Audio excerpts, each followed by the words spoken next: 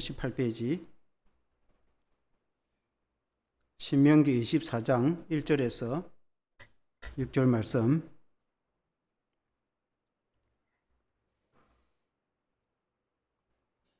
교독하시겠습니다. 사람이 아내를 맞이하여 데려온 후에 그에게 수치되는 일이 있음을 발견하고 그를 기뻐하지 아니하면 이혼 증서를 써서 그의 손에 주고 그를 자기 집에서 내보낼 것이요.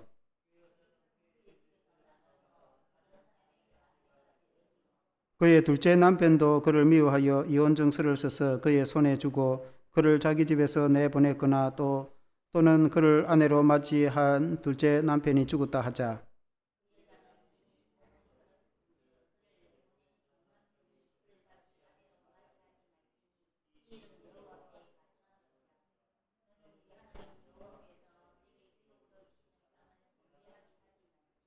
같이 읽겠습니다.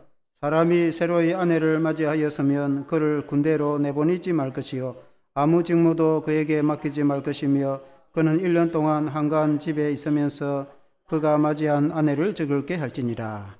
아멘. 할렐루야. 주께서 맺어준 배필이라는 제목으로 말씀을 드리겠습니다. 이스라엘 백성들이 이 모세를 통해서 이제 너희가 가나안 땅에 들어가면은 이 하나님의 말씀으로 하나님의 백성들은 살아갈 것을 권고를 하셨는데 그것이 하나님의 율법이기도 하고 또 하나님의 규범이기도 합니다. 그래서 하나님의 백성들은 하나님의 백성으로서 살아가야 될 규범이 있다 이렇게 볼 수가 있겠습니다. 이 세계 종교에도 오늘날에도 고등 종교가 있고 하등 종교가 있는데 물론 그것을 꼭 구분을 하기는 쉽지는 않습니다. 그러나 대체적으로 이제 고등 종교라 하면 그 종교에 경전이 있습니다. 물론 이제 우리가 기독교식으로는 예수님을 믿어야 다 구원을 받지만은 그러나 다른 종교에도 경전이 있는 종교가 있고 경전이 없는 종교가 있습니다.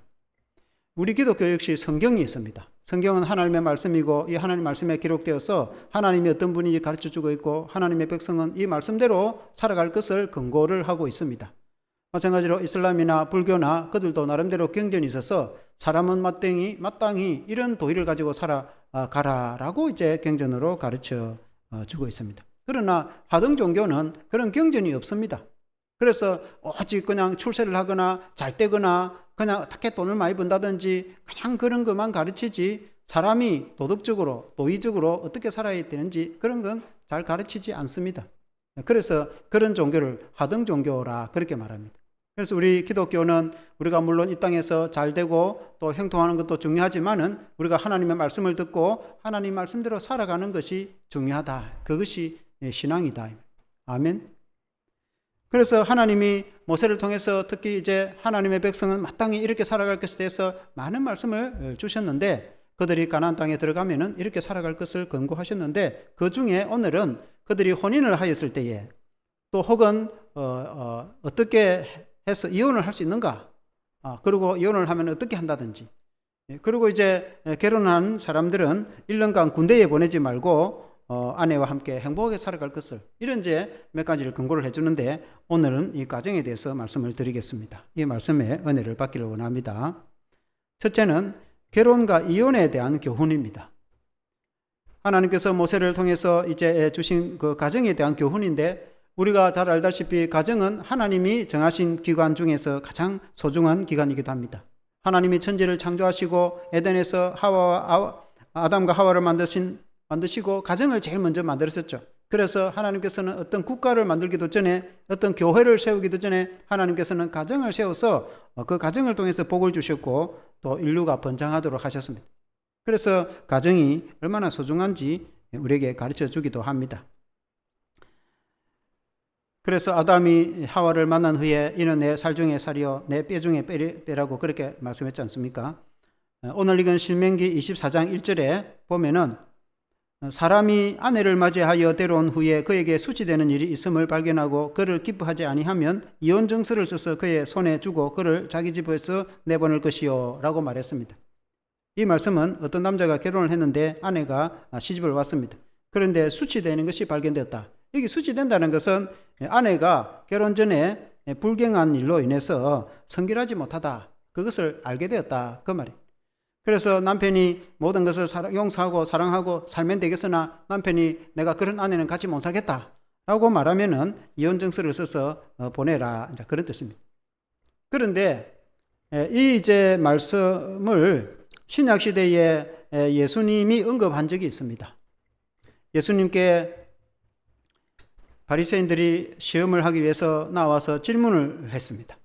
마태복음 19장 4절 6절에도 그 말씀이 나오는데 바리새인들이 예수님에게 질문하기를 모세는 이혼 증서를 써서 보내라 했는데 아내를 이렇게 이혼을 해서 보내도 됩니까? 라고 이제 질문을 했습니다. 그때 예수님이 마태복음 19장 4절에서 6절에 대답하기를 예수께서 대답하여 이르시되 사람을 지으신 이가 본래 그들을 남자와 여자로 지으시고 말씀하시기를 이러므로 사람이 그 부모를 떠나서 아내와 합하여 그 둘이 한 몸이 될지니라 하신 것을 읽지 못하였느냐. 그런즉 이제 둘이 아니요 한 몸이니 그러므로 하나님이 짝지어 주신 것을 사람이 나누지 못할지니라 하시니. 하나님께서 아내와 남편을 이렇게 결혼을 하게 해서 짝지어 준 것이고 또 아내와 남편은 하나이기 때문에 나눠질 수 없다. 하나님이 짝지어 주신 배필을 나눠질 수 없다. 그 말은 다시 말하면 이혼을 할 수 없다. 그러니까 사람들이 하는 말이 그러면 예수님이 왜 모세는 이혼 증서를 보내서 아내를 보내라 합니까? 다시 말하면 이혼할 수 있다고 모세는 가르치십니까? 모세는 이혼할 수 있다고 가르치는데 왜 예수님은 이혼하면 안 된다고 가르치고 있습니까? 라고 그렇게 이제 되물은 겁니다. 그때에 예수님 말씀하시기를 마태복음 19장 8절에서 9절에서 대답을 합니다. 예수께서 이르시되 모세가 너희의 마음의 완악함 때문에 아내 버림을 허락하였거니와 본래는 그렇지 아니하니라. 내가 너희에게 말하노니 누구든지 음행한 이후에 아내를 버리고 다른 데 장가드는 자는 간음함이니라. 그러니까 원래 하나님은 이혼하지 못하도록 이혼하지 말라고 가르쳤는데 너희의 완악함, 사람들의 마음이 완악해서 그렇게 이혼을 하고 또 인간의 죄 때문에 그렇게 이혼을 하는 경우도 있다. 그런데 모세가 이혼 증서를 써서 보내라고 한 것은 만일에 아내가 그냥 돌아가면은 이혼 증서가 없이 돌아가면은 재가를 할 수가 없어요. 결혼을 한 상태이기 때문에 그 시대는. 그래서 이혼 증서를 써서 보내면은 아내가 재가를 할 수 있습니다. 다시 결혼해서 다른 사람에게 시집을 가서 살 수 있기 때문에 그래서 아내가 자기하고는 살 수 없으나 다른 사람은 하고는 이제 재가를 해서 살 수 있도록 그렇게 길을 열어주기 위해서 이혼 증서를 써서 보내준 것이지 이혼하고 싶으면 마음대로 이혼을 하도록 그렇게 이혼 증서를 써서 주고 이혼하고 그렇게 한 것이 아니다. 그런 뜻입니다. 원래는 이혼을 해서는 안 되지만은 사람들이 완악하기 때문에 어쩔 수 없이 그렇게 되었다. 그런 말씀입니다. 그래서 모세는 아내를 내보내주려고 할 때에 그렇게 했다는 것인데 예수님이 그 아내의 예수님이 말씀하시기를 하나님이 짝지어준 것을 나누지 못할 것이다. 그렇게 말씀하시면서 누구든지 음행한 이후에는 아내를 버릴 수 없다 라고 말씀을 하시는데 그러니까 아내가 부정한 행위를 했을 때는 이혼을 할 수 있다 라고 반대편의 말씀으로 그렇게 이해를 할 수 있습니다. 이혼을 안 하는 게 좋지만은 그러나 이제 만일에 배우자 아내든 남편든 부정을 행하여서 오늘 같은 맞으면 바람을 피워서 도저히 같이 살 수 없다. 그러면은 이제 헤어지도 된다는 것입니다. 우리 교단 헌법에도 배우자가 부정을 행하여 대의를 지키지 않으면은 영적으로 죽은 자로 간주한다. 영적으로 하나님 말씀대로 살지 않고 그렇게 했기 때문에 이혼을 해도 이혼을 이제 죄를 짓지 않는 사람은 그건 아무 잘못이 없어요. 그래서 다시 재가를 해도 법적으로 아무 문제가 없고 신앙적으로도 교회에서 아무 문제가 없다고 그렇게 이제 가르치기도 합니다. 그러나 이제 실제로 우리가 인생을 살아가면은 모든 것이 복잡하기 때문에 단정적으로 말씀을 하기가 굉장히 곤란합니다. 그럼 우리가 오랜 인생 경험을 통해서 볼 때에 이혼을 안 하는 것이 좋죠. 이제 연세 많아가지고 나이가 이제 많은 분들은 별 관계 없는 말씀이지만 그러나 이제 우리 청년들이 앞으로 결혼해서 살아갈 때에 이런저런 세상의 일들을 만날 때 이 하나님 말씀을 잘 기억해야 되겠죠. 그래서 가능하면 이혼을 하지 않는 것이 좋습니다. 왜냐하면은 자녀들이 있는데 자녀들이 큰 상처를 받을 수가 있고 그렇게 해서 또 다른 사람 만나봐야 또 하나 인간이라는 것이 큰 또 별 또 만나면 또 단점이 다 생기고 그들을 보기에는 좋아 보이지만은 이제 다 그런 면도 있습니다. 그래서 가장 중요한 것은 이제 결혼을 해서 어쨌든지 서로 허물과 또 이렇게 그런 부족한 점은 메꾸어주고 또 서로 용서해주고 또 예수님의 사랑으로 우리는 서로 사랑하면서 살아가는 것이 이제 제일 좋습니다.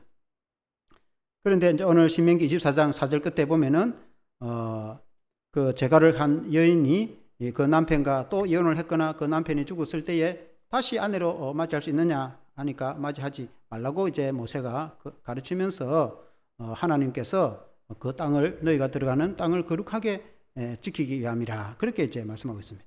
신명기 24장 4절 그 후반절에 보면은 이 일은 여호와 앞에 가증한 것이라 너는 내 하나님 여호와께서 내게 기업으로 주시는 땅을 범죄하게 하지 말지니라. 그래서 예수 믿는 성도 하나님의 백성은 거룩과 성결을 지켜서 하나님의 말씀을 따라서 살아갈 것을 이제 권면한다. 이렇게 볼 수가 있겠습니다. 우리 인간이 죄가 많고 또 우리가 허물이 많지만은 그래도 하나님 말씀을 기억해서 어쨌든 경건하게 살아가고 또 근신하면서 살아가고 우리는 예수님을 믿기 때문에 예수님을 안 믿는 사람들하고 그런 사람들하고 우리가 똑같이 생활 방식으로 살아갈 수는 없어요. 그래서 우리가 하나님의 말씀대로 어쨌든 최선을 다해서 살아갈 수 있도록 애를 쓰고 노력하고 하다 보면은 하나님께서 우리의 모든 가정에 좋은 길을 열어주시고 복을 주실 줄로 믿습니다. 신약 시대의 성도들 다 마찬가지입니다. 우리나라의 교회에 그 영락교회라고 있습니다.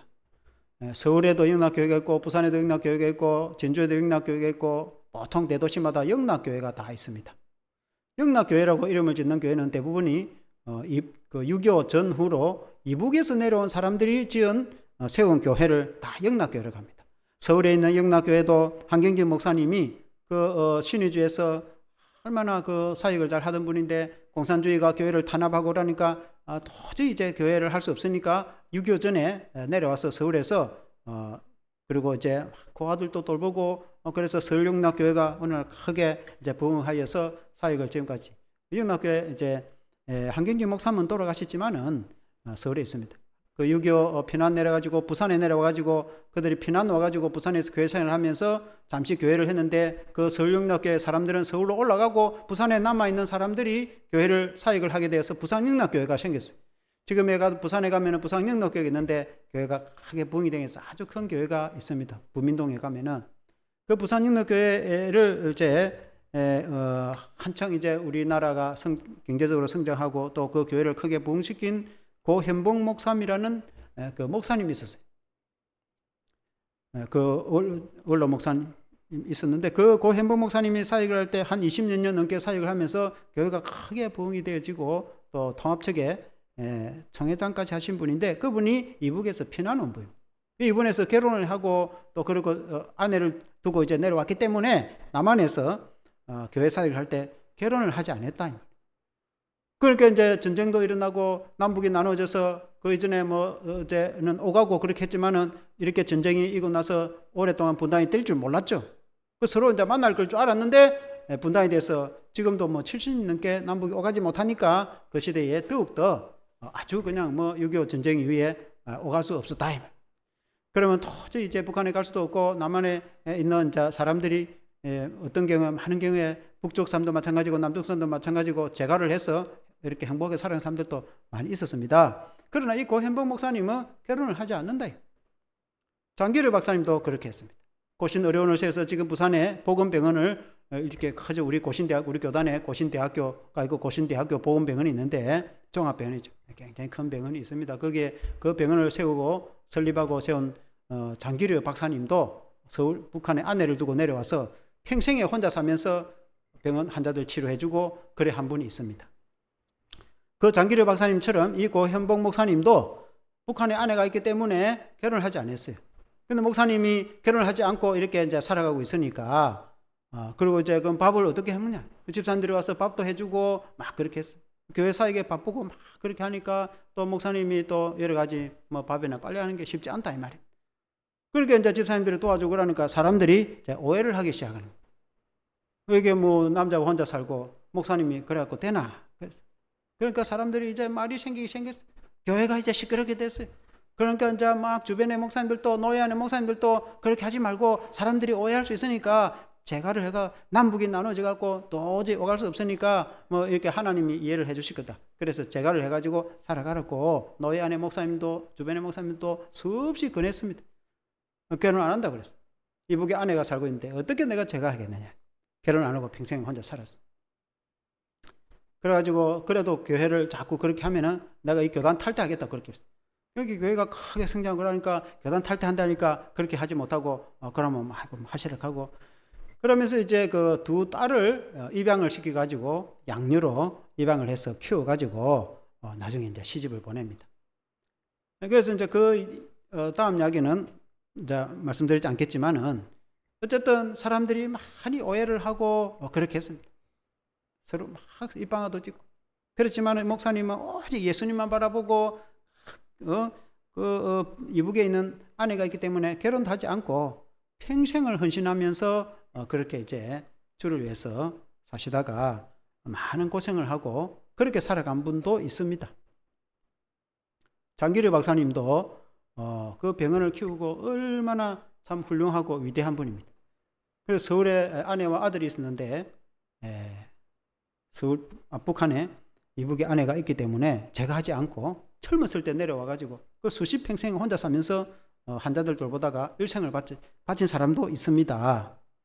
어쨌든 오늘의 이제 이 말씀에 참 어찌 보면은 그는 인간의 힘으로 어찌 할 수 없는 상황이기 때문에 남한에서 제가를 해도 될 건데 주님 바라보고 주님 한 분만 바라보고 참 어찌 보면 사도발 같은 마음으로 그렇게 이제 사는 사람들도 있다.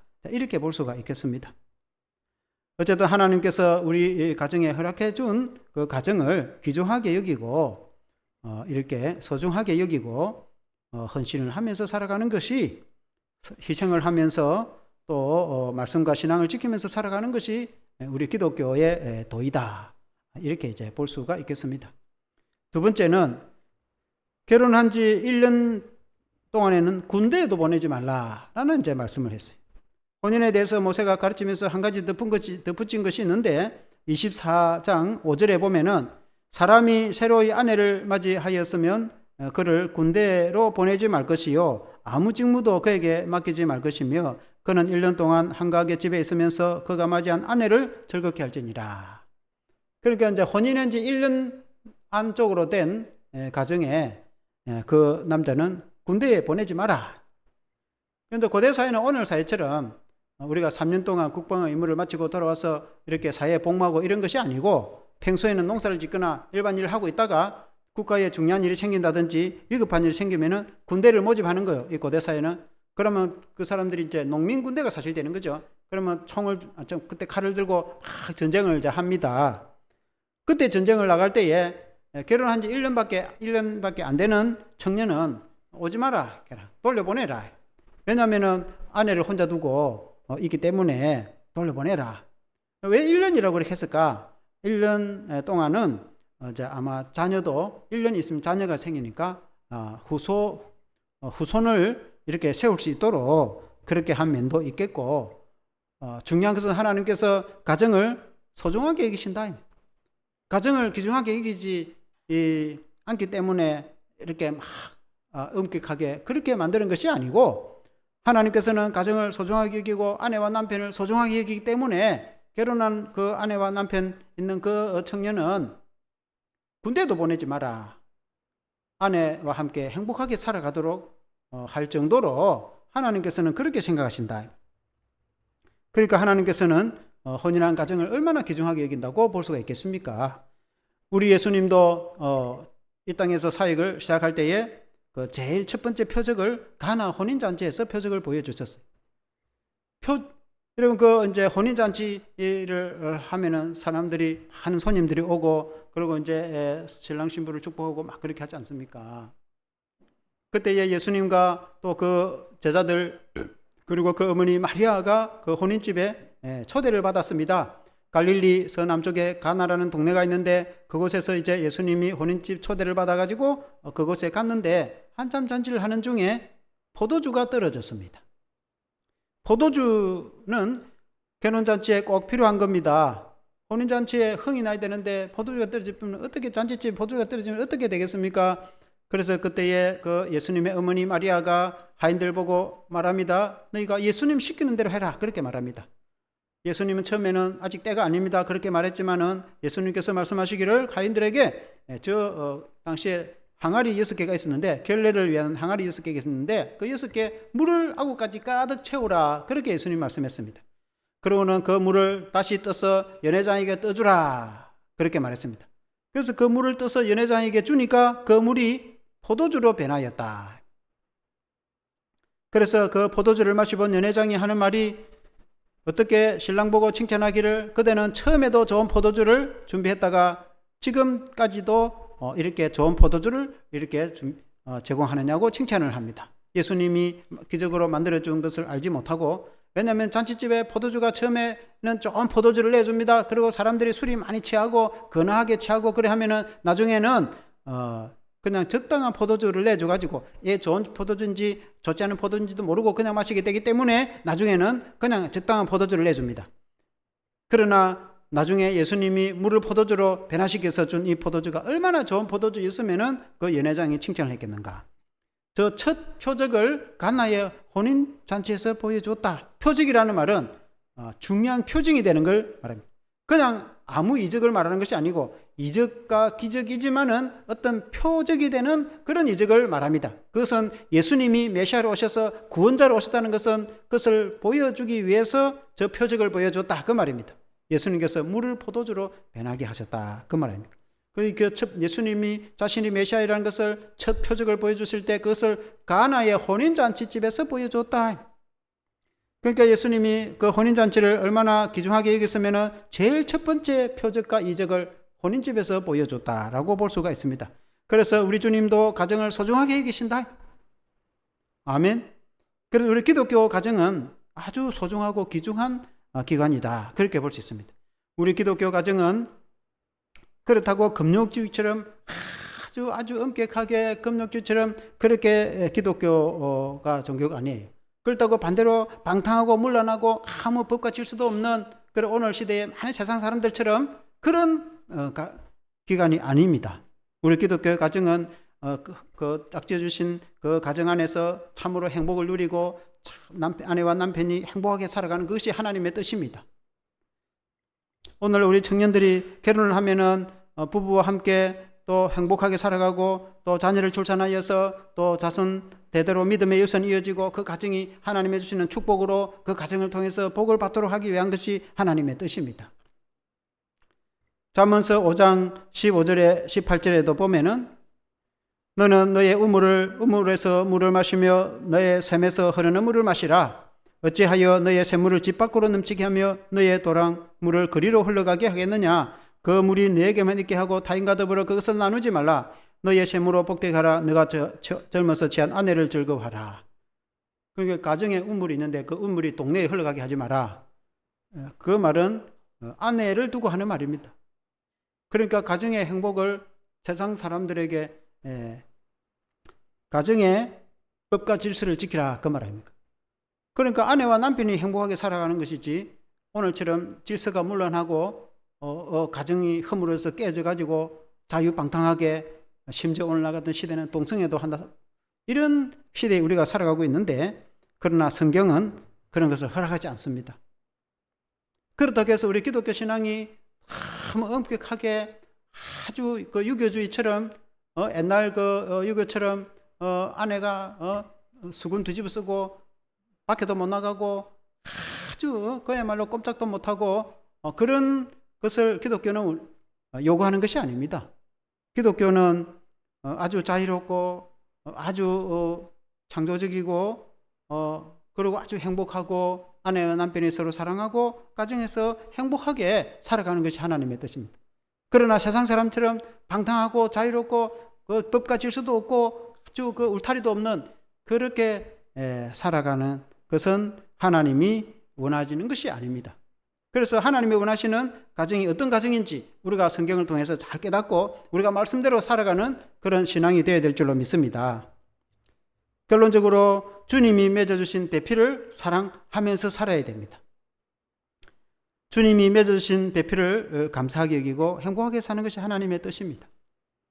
어떤 경우에는 또 배필 부부가 예수님을 둘 다 믿어가지고 믿음 생활을 같이 또 하면은 또 그래도 큰 좀 어려움이 조금 덜합니다. 뭐 그래도 성격차가 나가지고 힘들게 살아가는 건 다 똑같습니다. 어찌 보면 안 믿는 사람 가운데도 성격이 좋아가지고 아주 부부가 죽이 잘 맞아서 살아가는 사람도 많습니다. 기독교 가정에도 뭐 다 이렇게 싸우지도 않고 살아간다 뭐 그런 건 대부분이 없어요. 다 싸우고 뭐 가정은 다 내가 볼 때는 거의 비슷한 것 같습니다. 그래도 둘 다 예수 믿으면 그래도 믿음 안에서 하나가 되기 때문에 그래도 좀 낫습니다. 근데 만일에 배우자 가운데 예수님 안 믿는 사람이 있으면 어떻게 하느냐? 성경에는 안 믿는 사람이 굳이 너는 교회 나가고 너 예수 믿기 때문에 너하고 뭐 같이 못 살겠다고 이렇게 도저히 못 살겠다고 하면은 이혼해라. 그거에 매이 가지고 우리가 천국 영생 갈 사람들이 그렇게 할 필요는 없어요. 그러나 그런 것은 아닌데 너 신앙은 신앙이지만은 그러나 가정을 깰 마음이 없다고 할 때는 안 믿는 배우자라도 같이 이혼하지 않고 살 것을 권면하는 것이 성경입니다. 신약 성경에 그렇게 말씀했습니다. 그렇게 살아가고 그래서 우리가 믿음 생활을 잘하고 또 우리가 배우자를 위해서 기도하다 보면은 그 사람도 나중에 예수를 믿을 수가 있기 때문에 그렇습니다.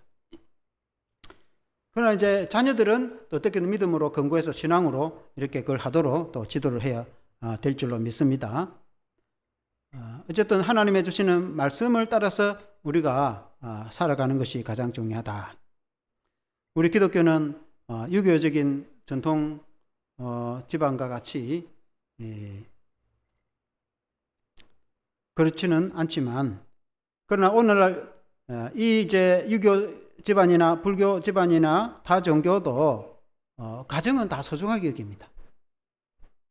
가정을 소중하게 여기지 않는 종교는 없어요. 또 가정을 허물고 함부로 하도록 가르치는 종교는 우리가 구원은 우리 기독교 예수 믿음으로 있지만은 구원을 떠나서 그냥 일반 종교를 볼 때에 일반 종교라는 것은 사람이 이제 자기 마음을 다스리고 자기의 마음을 평안으로 또 그리고 행복으로 또 그리고 이제 도의적으로 바르게 살아가도록 가르치는 것이 종교입니다. 일반적인 세상의 종교도 다. 그래서 그 세상의 다른 종교도 가정을 소중하게 여기고 이렇게 도덕적으로 살아가려고 가르치지 가정을 허물고 암대로 살아가려고 가르치는 종교는 어느 종교에도 하나도 없어요. 특히 우리 기독교는 더 그렇습니다. 더 기독교는 가정을 소중하게 여기고 또 하나님의 사랑이 가정을 통해서 또 하나님의 주시는 행복이 가정을 통해서 이루어지기 때문에 그렇습니다. 그래서 오늘 사회가 비록 좀 문란하여서 자유방임적이지만은 그러나 우리 성도의 가정과 기독교인의 가정은 그래도 질서와 법을 지키면서 그 법과 질서 안에서 하나님의 주시는 축복과 행복을 누리는 그런 가정이 마땅하다고 볼 수 있겠습니다. 무엇보다도 우리 자신이 하나님 말씀을 따라 살기로 다짐하고 하나님을 기쁘시게 하고 또 가정이 행복하고 그리고 이웃이 배치되는 그런 삶이 되기를 주의 이름으로 축원합니다. 한번 기도하겠습니다. 하나님 아버지, 오늘 이 신명기의 24장의 말씀으로 하나님이 주신 가정이 얼마나 복되고 행복한지 하나님의 마음이 잘 표현되어 있습니다. 결혼한 지 1년 된 청년은 군대에도 내보내지 말라고 하실 만큼 하나님은 그 가정의 행복과 그 가정의 평안이 넘치도록 바라는 마음이 하나님의 마음일 줄로 믿습니다. 오늘 마치 부모가 자녀를 생각할 때 자녀가 결혼을 해서 행복하게 살아가는 것이 부모의 가장 원하는 마음인 줄로 믿습니다. 마찬가지로 하나님도 우리의 가정이 주 안에서 행복하게 살아가는 것이 가장 하나님이 원하는 마음인 줄로 믿습니다. 하나님 아버지, 그러나 우리 예수 믿는 성도의 가정에 우리가 하나님의 말씀 성경을 볼 때에 그 법과 질서를 지키고 하나님의 주시는 그 법 안에서 테두리 안에서 우리가 살아갈 때 그것이 행복이 된다고 성경에 말씀하고 있고 뿐만 아니라 또 하나님의 사랑으로 오직 사랑으로 섬기고 서로 희생할 때에 가정이 행복하다고 성경에 말씀하고 있고 또 하나님 아버지, 오늘 이 시대가 때로는 자유방임적이고 오늘 이 시대가 많이 물론하지만은 그러나 우리 기독교 가정은 하나님의 말씀을 기억하여서 우리의 젊은 청년들이 그 말씀과 질서를 지키고 그 성도의 법 안에서 하나님의 그 주시는 그 가정을 이루어서 하나님의 주시는 창대한 복을 자녀와 자손들을 통해서 대대로 하나님의 복을 물려받는 성도의 가정이 다 되게 하여 주시옵소서. 예수 그리스도 이름으로 기도합나이다. 아멘.